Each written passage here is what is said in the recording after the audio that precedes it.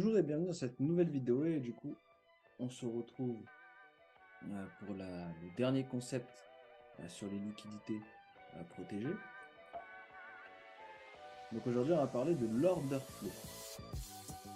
Donc l'injection de liquidité n'est pas tout le temps suffisante pour créer le mouvement auquel s'attendent les gros portefeuilles.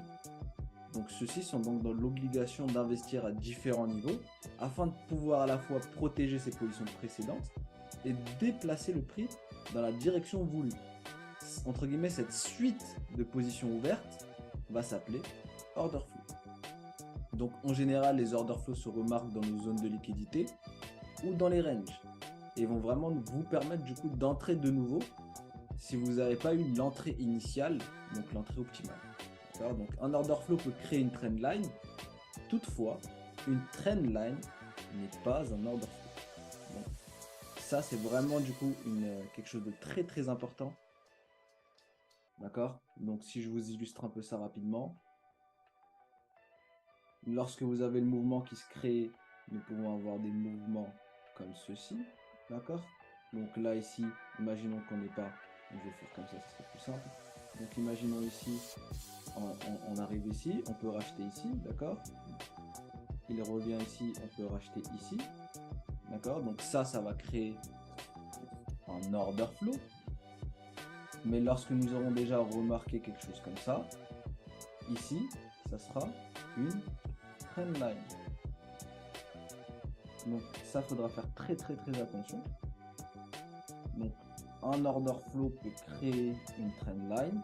Toutefois, une trend line n'est pas un order flow. D'accord? Donc on va directement voir des exemples sur le marché. Donc ici, on voit bien par rapport à cette tendance baissière ici, on voit que l'order flow est respecté. D'accord? Donc ici, on a eu ce niveau-là, on a eu un clean, d'accord? On a une bougie qui prend les SL. Donc on voit bien que ça a été retesté ici. D'accord? Donc pareil ici, on a ce niveau-là, on a la bougie qui prend les SL, notre order flow est respecté. Tac. Pareil, donc on a bien le clean de ce niveau-là, donc ça c'est la bougie manipulatrice et la bougie qui prend les SL. On voit bien qu'il est revenu retester ici. Et on voit bien un lower high qui se dessine à ce niveau-là. Donc la succession de lower high ici maintenant que vous voyez.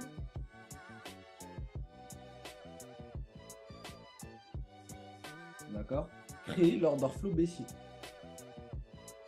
Créer le mouvement que vous voyez actuellement ici. D'accord?